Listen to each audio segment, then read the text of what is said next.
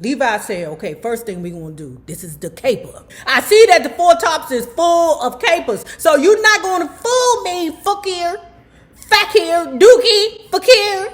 You're not gonna fool me into thinking that you guys was these wholesome dudes who kept your pickles in the pants. Hello, black hole.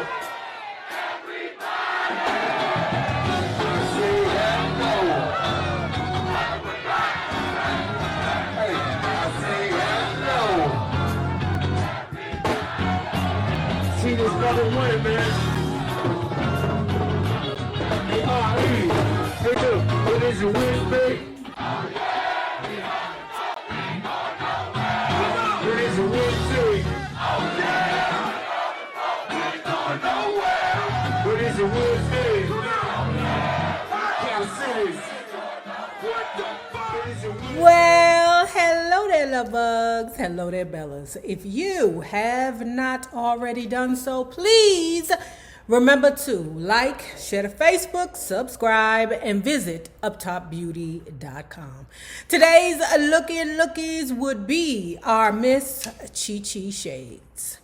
And if you are not already a part of our book club, please hit the Patreon link below and or the join button here on the YouTube. And for a small monthly fee of $5, you babies, yes, you can be privy to all the shenanigans before the YouTube gets it, if the YouTube gets it. Now, let's continue talking about Duke Fakir's I'll Be There, My Life as a Four Top. Child, you know I'm struggling with this book. This book dry shit, but we'll work it out. Please remember, all eyewear are currently on sale at uptopbeauty.com. Thank you for all of your support. After Twas left, we just looked at each other and started talking all at once. We knew that this was what we really wanted to do and nothing else. We loved it. Obi said what we all were thinking. Shiz, we can make money. We're as good as anybody out there. Forget what we were trying to do before. We should be doing this. In unison, we all agreed. Basically, college is on the back burner. The next engagement Twas booked us for was in Cleveland, Ohio, at a club called the Ebony Lounge. Ooh, if you from DC, you know what that Ebony Inn used to be. Now, I don't know if all the Ebony still go in there, but that Ebony Inn, girl, all things are possible at the Ebony Inn. 1 week at $400, a big bump for us. But this time, we had to find a way to get there and a place to stay. We had a friend who believed in us and was kind enough to drive us to Cleveland, but we had no idea how to get a room. When we arrived, the only person at the club were the musicians, the band leader, and the rhythm section. Waiting for the owner to come, the band leader spotted us right away, walking in like we didn't know where we were. Y'all, the new act? The Four Aims, we nodded. That was the name we stuck with. We really were aiming for the stars. So the situation is this, okay? The boys are there, they're green, and they're looking at the band leader like, what are we gonna do because we're broke, we don't have nowhere to stay, and we don't have nowhere to eat. The band leader says, oh, that's not a problem. All you got to do is ask the owner of the joint for an advancement. The dudes looking at each other like, an advancement? What the hell is an advancement? What's that? I asked. That's how young and inexperienced we were. An advance on the money he is going to pay you. He might give you enough money to check into a hotel and get something to eat. Dan, the owner, finally arrived and we introduced ourselves. We told him that we were getting it together. The band leader was writing our arrangements. We just had one uniform, but we could wash our shirts every night. But look, man, I don't know how to ask you this, I said, while the other guys held their breath. But we ain't got no money to eat or to check in a hotel. Okay, he said, without missing a beat, reaching in his pocket. I can give you an advance. Here's $100. Our eyes lit up. Okay. Across the street was old Cooter's crib that they could crash in. How do I know it was Cooter's crib? Because it was $10 a night. And he said the room was so small that they could barely fit in it. As soon as they got that money, they grabbed it, went and got something to eat, and then ran and got them $10 room. We took the money and almost ran straight to the restaurant where we sat down and ate for hours. Then we went to the hotel, rested, and freshened up. We all had separate rooms, barely big enough to fit in, but at least we each had our own space. The Collingwood, Cooter's crib, had no air conditioning though. So we opened the windows and breathed in the fresh air, relaxing for the first time in hours. We felt as good as if we were staying in a 5-star hotel. You know what I want to know? When I was a child, we was always breathing in fresh air. 'Cause my grandmother had a house on Capitol Hill. Them old, beautiful brownstones, right? There wasn't no air conditioner in them old homes. If you don't know this, back in D.C., Capitol Hill was blacks only. The white people came in and took it. No, we can't let you blacks have this beautiful area. You can see the Capitol. Anyway, okay, that old ass house ain't had no air conditioning. All we had was the windows, and you would open them, screens. And I'm saying to myself, damn, I am asthmatic.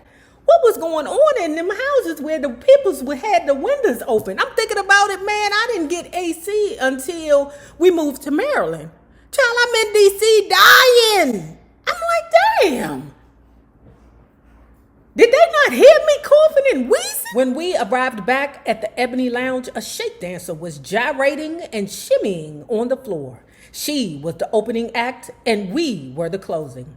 When we started performing, we kept hearing people exclaim, "These guys can really sing." At that time, we weren't concentrating on selling records. We wanted to be live entertainers and follow in the footsteps of Sammy Davis, Barbara McNair, and a few others who were able to climb the ladder of success without having hit records. Damn. Who is that now? Who is that? Like Beyonce have hits, but you know damn well some of them songs she be singing don't be in the top 10, okay? She be lucky if them bitches get the 40s. In the 40s. The top 40s. But she did have top hits at one time. So who can we think of that was successful that did not have top 10 hits, but were successful? I can't think of anybody else. After our successful opening night, we went back to our little hotel rooms. Pause, okay, before we get into the part where he talking about his mama, okay, his conversation with his mama. So Dookie, at this point right now, I'm kind of pissed at you, okay, because at this point, you would have the reader thinking that you old virgin. It's no way that you can tell me that you was up on them damn stages singing and all these girls is peeling out their panties and you ain't take none of them home to that little teeny tiny room, girl. None of them. Dookie, I can't lie. Dookie is blowing the fuck out of me with this book. You hear me? I mean, I admire the fact that he is a gentleman. You know, I admire that. But goddamn, there is no salaciousness nowhere in this book, y'all. Nowhere.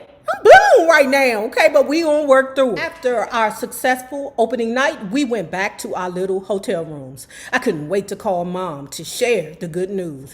Mama, guess what?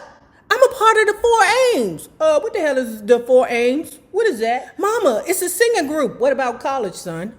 What about college? I thought you supposed to be getting yourself a job so you could pay for the other half of the scholarship, you know, that you were going to get to go up there to that historically black college. What happened? Is your dreams deferred? Yeah, Mama, I want to sing. Sing? You sing. You ain't singing the Lord's music. No, I'm not, Mama, but this is what I really want to do. Son, go back to your room, that teeny tiny quarter room, and get on your knees and pray that the Lord will forgive you. Now, Dookie said that he was very disappointed that his mother wasn't more supportive. But you know when you get them holy roly, you remember his mammy is a minister, okay? You can't be singing the devil's music, child. Okay, Mama, I agreed. Heartbroken because I thought she would enjoy hearing that I was making money using my God-given gift. Not with the devil music you want. Naturally, we had no idea of the test that we would face along the way. It didn't matter how much confidence we had in our ability. Soon we were about to receive a major lesson in humility. Despite growing up in a city where great singers could be heard in every bar and on every street corner, nothing could have prepared us for the shock we'd experienced when we encountered a dazzling, outrageous entertainer booked in the same venue. He blew us out the water. It was 1955. About a year had passed and Twas kept his word. Our bookings kept getting bigger and bigger. We were thrilled to be playing at clubs and venues on the Chitlin circuit throughout the South. After a while, he landed us our best gig so far, the Royal Peacock in Atlanta, with a reputation as one of the best clubs in the country. By the time we stepped off the Greyhound bus in Atlanta terminal, we were exhausted, ready to go straight to the hotel. The guys went to find our luggage while I looked for a bathroom. By then, we had 3 uniforms, the white one from Hot Sam's, a brown set, and a cheaper suit that was bright blue. Ooh, that Levi Stubbs. Let me tell some of you, look, I read my comments, y'all. I might not respond to all of them, but I read my comments. Y'all old man chasers, stop it. Stop it, you worm chasers, you. Leave that old man worms alone. I stopped into the first waiting room I could find and walked inside. As soon as I did, someone pushed up next to me, and I felt cold, hard steel pressed up against my skull. Out of the corner of my eye, I could see a white man wearing some kind of badge. Hey, boy, get the fuck out of here, he said in a vicious southern drawl. I froze. Get your black ass out of here. Then a little old lady stepped in, poked him with her cane. Sonny, hey, Sonny, hey, baby, hey, hold on, white man, hold on, big white man, okay? The little white old lady said, son, I think that there's a colored bathroom and fountain and powder room, whatever you need, on the other side. Why don't you do that over there? Hold it, death row, hold on. Son, that away. I backed away while the irate white man kept screaming, get the fuck out of here. Go on, nigga. Get. Okay. I managed to say as I stumbled away, I'm going. We found a small, funky waiting room in another part of the terminal with a nasty water fountain and colored sign over it. We tried not to stay there but 2 seconds. Then as fast as we could, we got a cab and went straight to the hotel. That was our first introduction to Atlanta. I've always wondered what would have happened if that old white lady hadn't said something. What if I'd lost my cool? Dookie, if you did lose your cool, you wasn't going to put it in this damn book. We headed to the club soon after arriving at the hotel, since Beeman, that would be the owner of the club, had informed us we could eat there, and also we had to rehearse. The first thing we noticed was another name on the marquee. The opening act, James Brown, and his famous Flames. Who's that? We said. The name of his new recording, Please, was listed too. We were curious about him, but we got busy rehearsing with the band and didn't think more about it. Instead, we concentrated on running through the songs.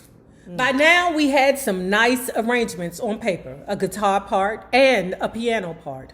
From that, you could do almost anything. We still didn't have any horn arrangements, but wherever we played, there were usually 2 or 3 horns that could pick up riffs and add to it. All the musicians were pretty good at the improvisations back then.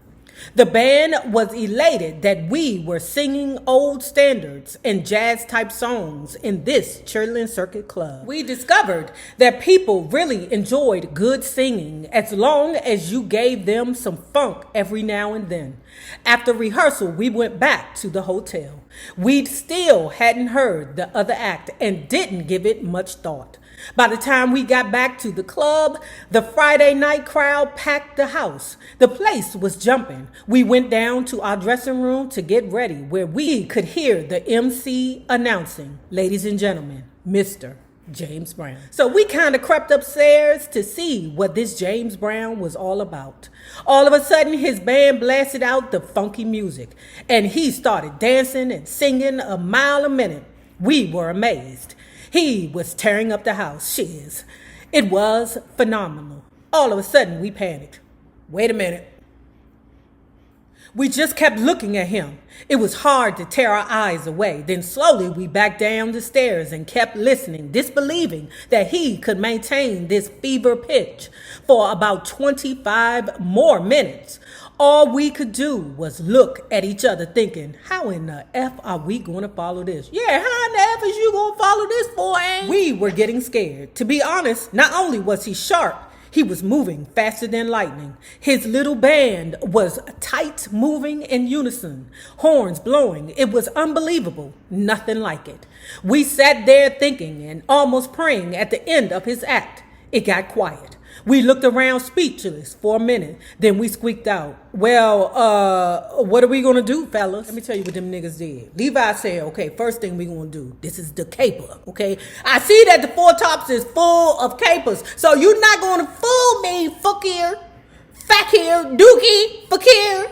You're not going to fool me into thinking that you guys was these wholesome dudes who kept your pickles in the pans. I'm not fooled. You're going to need more people, Fakir, because we don't believe. Levi was like, okay, so first what we want to do is we're going to go to the MC and tell them to take a 15-minute intermission, and for real, we're going to scratch that shit out the third. The people are hyped and ready. They're ready to continue boogieing, but that 15 minutes will slow them down and calm them down, get them some drinks in there, get that boogie woogie up out of them. Levi said, okay, we're going to tell him 15 minutes, okay, but for real, we're going to bullshit, and it's going to end up being 30, okay? By the time that 30-minute mark came, they was ready.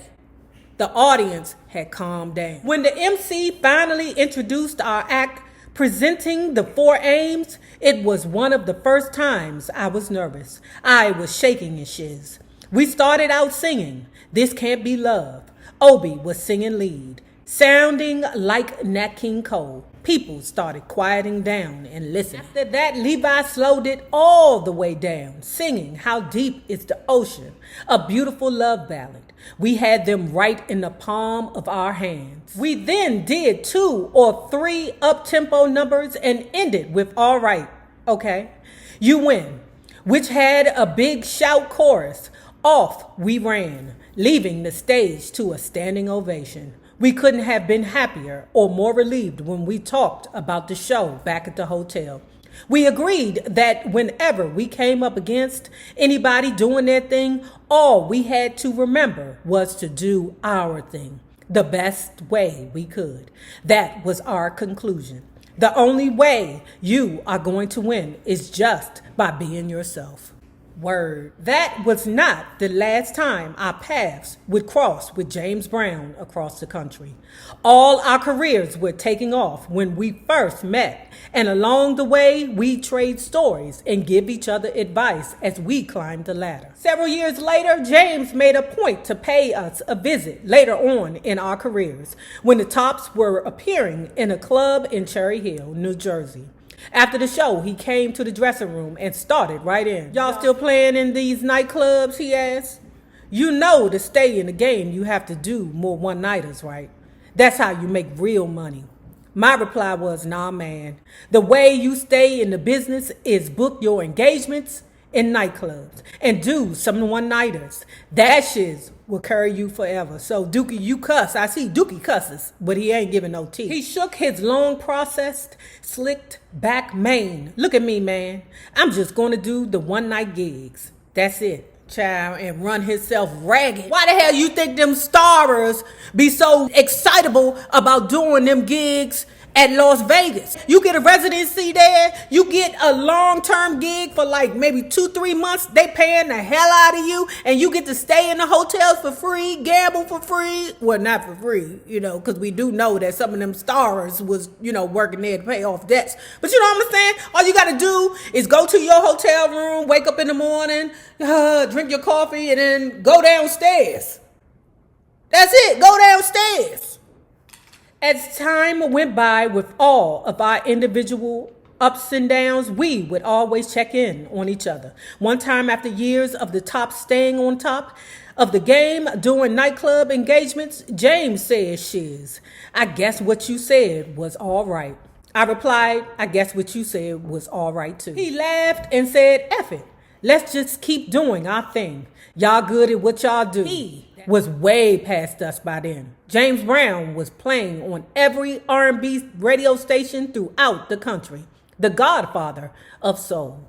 We were big Motown artists, and to the public, we may have seemed pretty much on the same level, but we never made his kind of money. You know why? Because you was around there to the Motown. If you work at the Motown, ain't nobody gonna make no money except for the Berry Gordy. Didn't Donna Ross tell you that, girl? After our Royal Peacock gig, we worked in a couple of clubs owned by another prominent black entrepreneur, Arthur George Gaston. Eventually, we wound up back in Detroit. Word was getting out. Our reputation was growing. These mother hunchies can sing.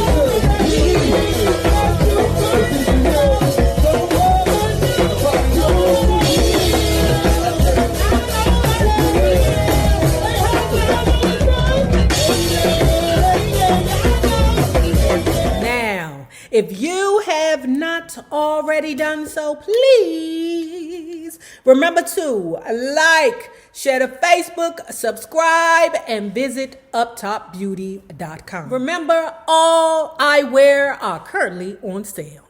Now, remember this. The same people that you meet on the way up will always be the same people that you meet on the way down. My naysayers, my patron loves, you babies. Have a good one. Peace.